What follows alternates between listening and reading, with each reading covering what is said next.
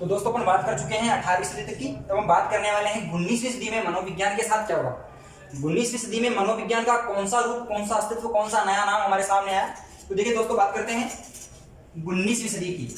तो 19वीं सदी में मनोविज्ञान को अब की बार फिर से एक और नया रूप, नया नाम मिल गया। 18वीं सदी के लोगों ने कहा कि यार ये मन क्या होता है, मन का कौन सा रूप होता है, मन क्या स्थिर होता है। ऐसी तरह तरह की आलोचनाएं मन के विज्ञान के बारे में भी उठने लगी। इसलिए 19वीं सदी में मनोविज्ञान का एक और नया रूप हमारे सामने आ बसा, और जिसको हम अपन जानते हैं किसके रूप में, चेतना के रूप में। अर्थात मनोविज्ञान 19वीं सदी में किसका विज्ञान बना, चेतना का विज्ञान।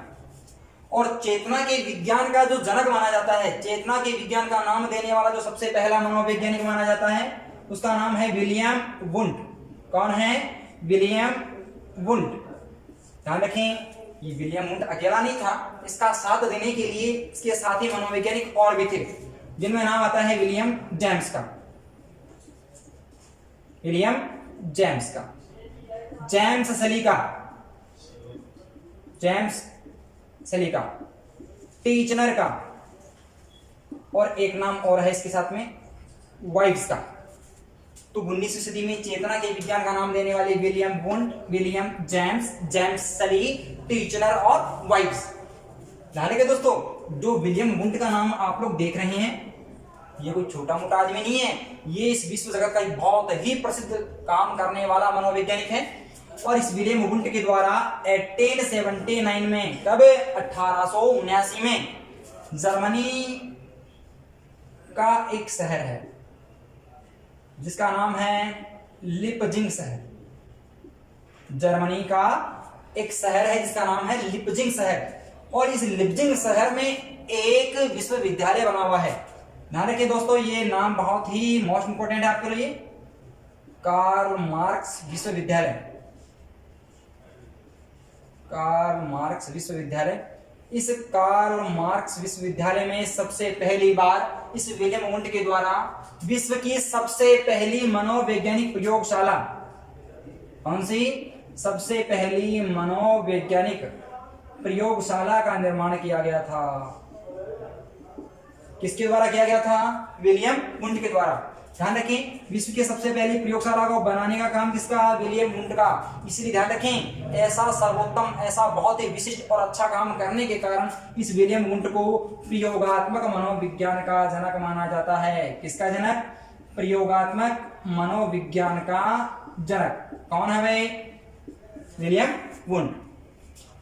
और देखिए, ये चेतना के विज्ञान का जनक विलियम वुंड है। विलियम वुंड ने विश्व की सबसे पहली प्रयोगशाला बनाई, जर्मनी में बनाई, जर्मनी के लिपजिंग शहर में बनाई, और इस लिपजिंग शहर में कार्ल मार्क्स विश्वविद्यालय में बनाई। ध्यान रखें दोस्तों, ये चीज बहुत ही ज्यादा इंपॉर्टेंट है, आपकी बुक्स में भी आपको बड़ी मुश्किल से ही देखने को मिलेगी, थोड़ा विशेष ध्यान रखेंगे आप लोग इसका।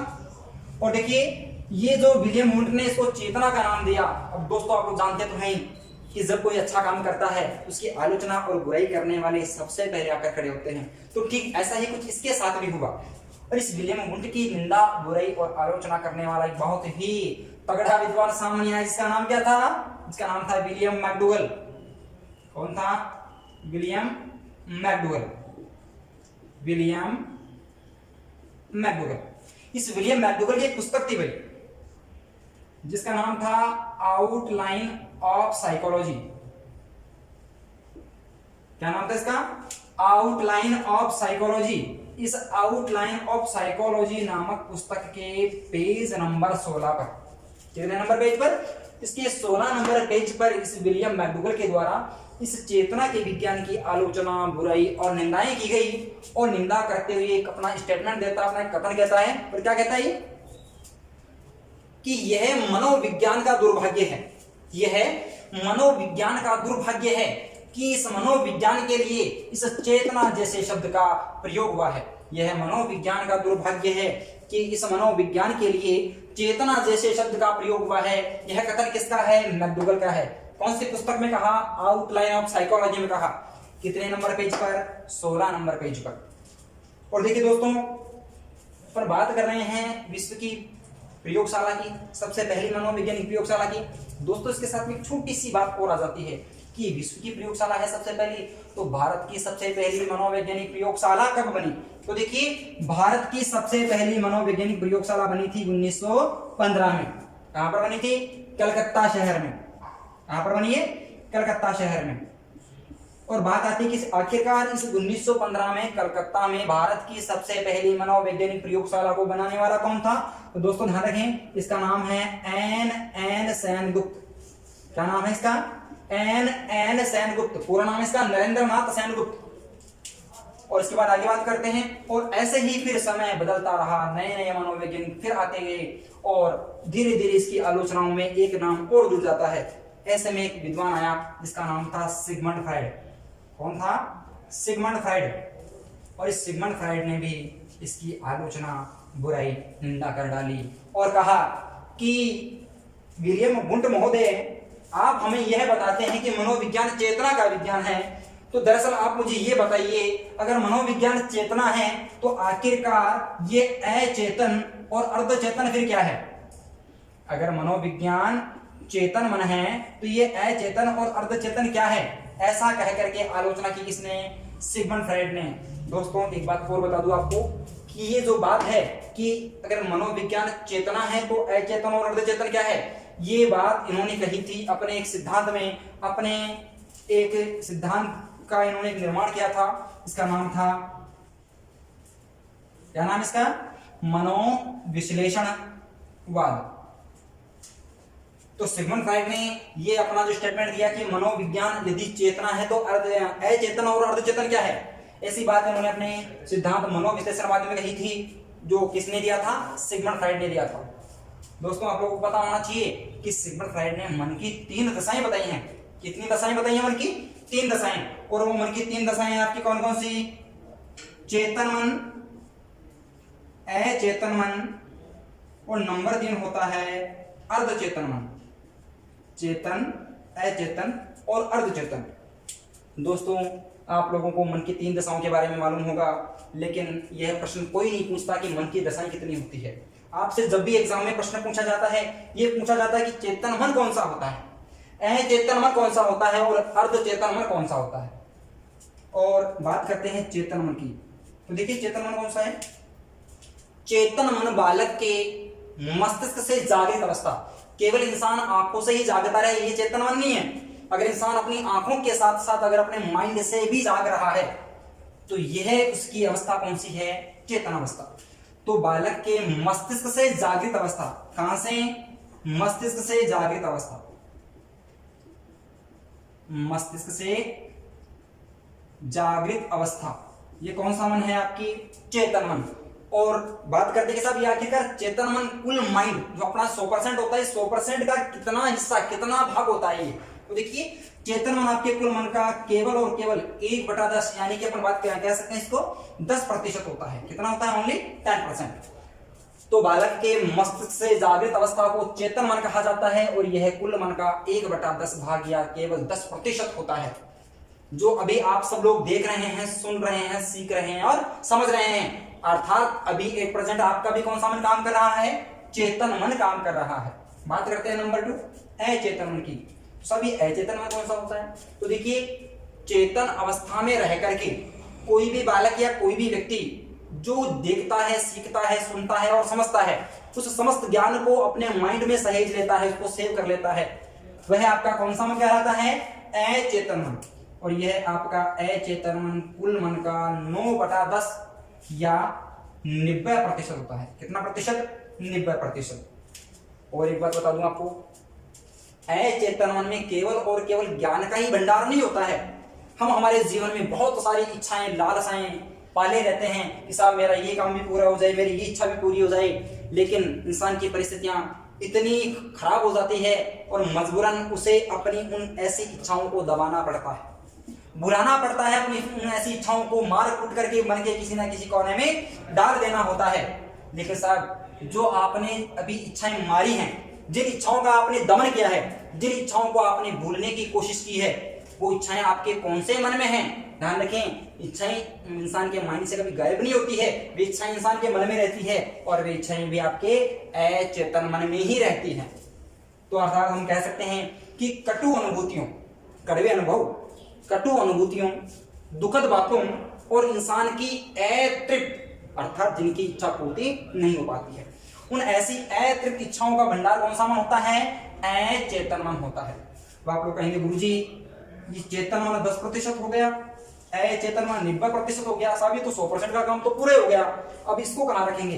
बिल्कुल ध्यान रखें, ये आपका जो चेतन है 10%, अचेतन 90%। अब ये जो आपका अर्धचेतन मन है, यह चेतन मन और अचेतन मन दोनों के बीच की अवस्था होता है। चेतन मन और अचेतन मन के बीच की अवस्था होता है। चेतन अवस्था में आपने देखा सीखा प्रत्यक्ष रूप से, देख करके आपने जिस ज्ञान को आपने सेव किया स्टोर किया कौन से मन में? अचेतन मन में। जब भी आपको किसी प्रकार का उत्तर देने की जरूरत होती है, आप क्या करते हो उस समय? आप अपने इस अचेतन मन में से अपना संग्रहित ज्ञान निकालते हैं और अपनी चेतना में ले आते हैं और आप अपने उत्तर की पहचान कर लेते हैं।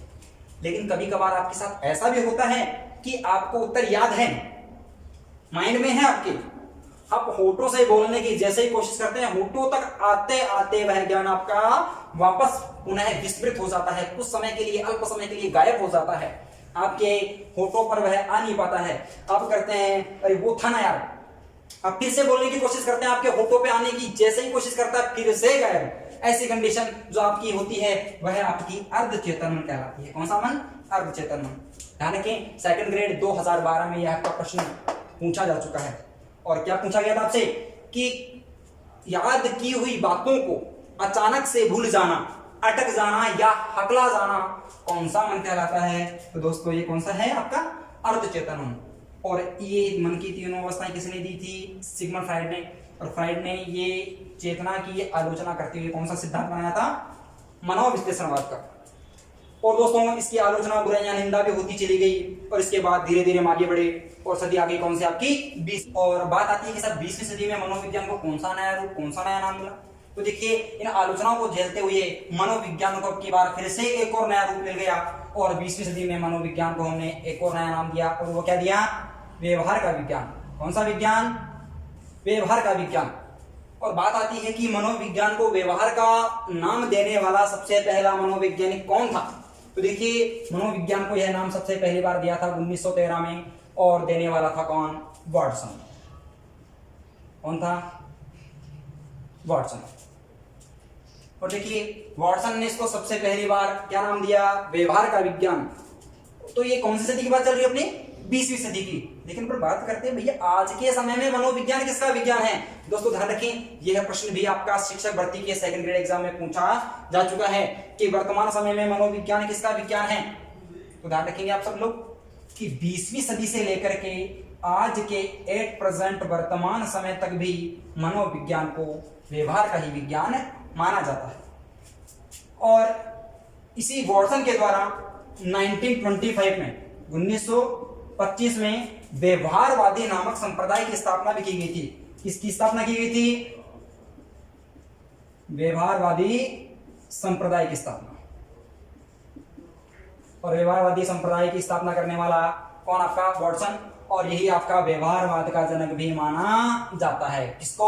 वाटसन को। इसका पूरा नाम है जे.बी. वाटसन। कौन? क्या नाम इसका पूरा? जे.बी. वाटसन। और पूरा विस्तारित नाम की अपन बात करें जॉन ब्रॉड वाटसन इसका पूरा नाम है, जो कि व्यवहारवाद का जनक कहलाता है। दोस्तों एक बात और बता दूं इस वाटसन की, ये वाटसन कोई छोटा मोटा आदमी नहीं है, ये बहुत ही फेमस आदमी रहा है और इसकी बहुत ही अच्छी अच्छी और गजब की परिभाषाएं और एक इसने ऐसा इतना इंपोर्टेंट अपना स्टेटमेंट दिया था जो आपके एग्जाम में जब मर्जी हर एग्जाम में आ जाता है वो। और मैं बता दूं कौन सा कहा था कि तुम मुझे कोई भी बालक दे दो, तुम मुझे कोई भी बालक दे दो, मैं उसको वैसा बना सकता हूं जैसा मैं उसको बनाना चाहता हूं। अर्थात तुम मुझे कोई भी बालक दे दो, मैं उसको जैसा चाहूं वैसा बना सकता हूं। यह कथन भी किसका था? वाटसन का ही था कि तुम मुझे कोई भी बालक दे दो, मैं उसको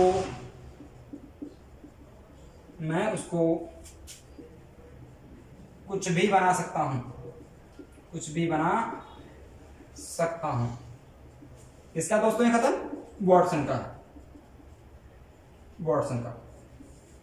और इसको अब आपकी समस्या रहती है कि आखिरकार परिभाषाओं को याद कैसे करें। दोस्तों इस मनोविज्ञान को रोचक बनाने की बहुत ही इजी ट्रिक में इसको याद करने की मेरे पास बहुत सारे फॉर्मूले हैं। बस आप मेरे साथ जुड़े रहिए और अपने सारे वीडियो बहुत ही ध्यान से देखते रहें। वीडियो को लाइक कमेंट करना बिल्कुल नहीं भूलें, ताकि आपकी जानकारी, आपके सुझाव मुझ तक पहुंच सके और मैं आपको इसके बारे में और भी बेहतर तरीके से बता सकूं। तो दोस्तों मैं आपको बता दूं कि वाटसन है, इसकी परिभाषा कौन सी थी कि तुम मुझे कोई भी बालक दे दो, उसको मैं कुछ भी बना सकता हूं, अर्थात मैं जैसा चाहूं वैसा बना सकता हूं।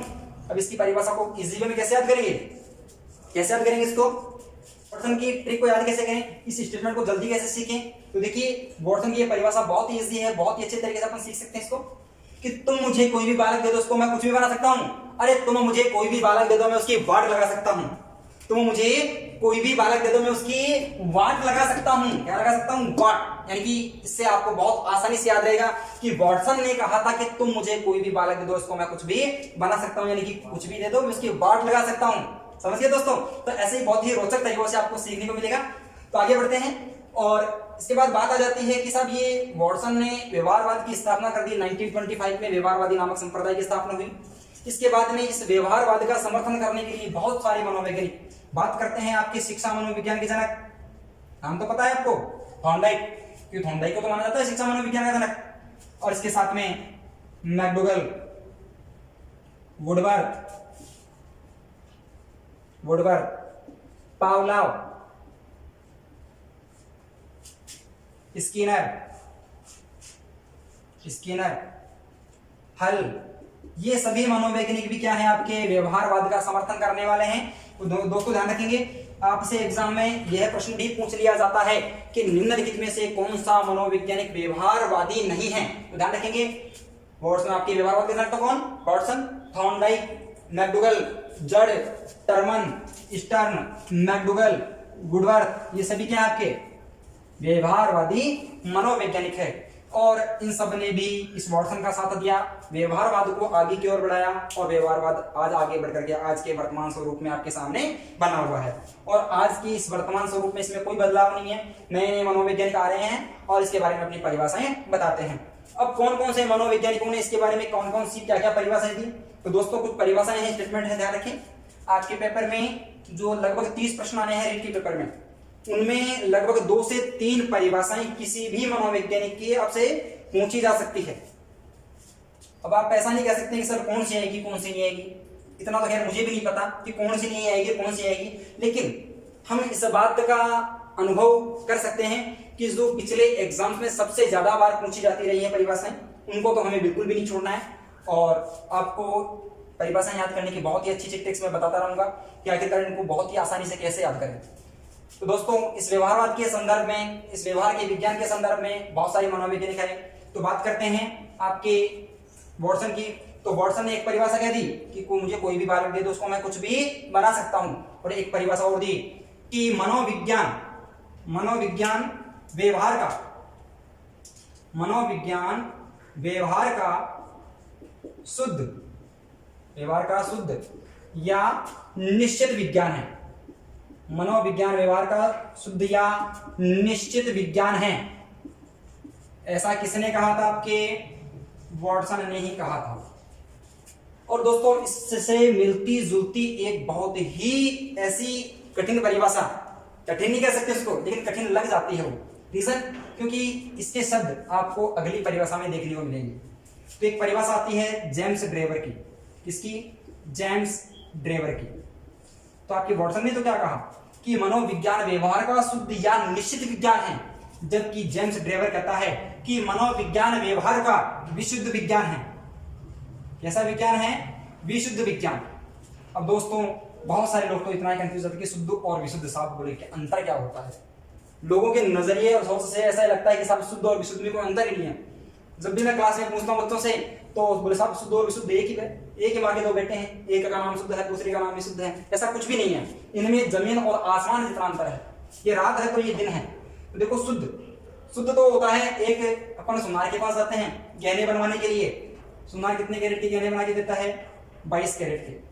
लेकिन उसको नकली क्या देखे जान निकाल दो उसकी, अर्थात उसको कोई नकली नहीं बता सकता।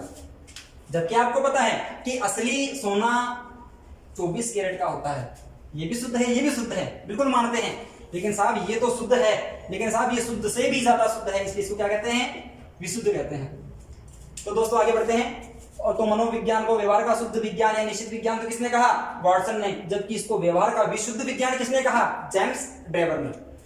और मनोविज्ञान का अस्तित्व 16वीं सदी से पहले भी चला आ रहा था, बाद में इसका रूप बदलता गया, आज वर्तमान में एक नए रूप में है। तो ऐसे में एक मनोवैज्ञानिक आपका आया था जिसका नाम था एबिंगहॉस।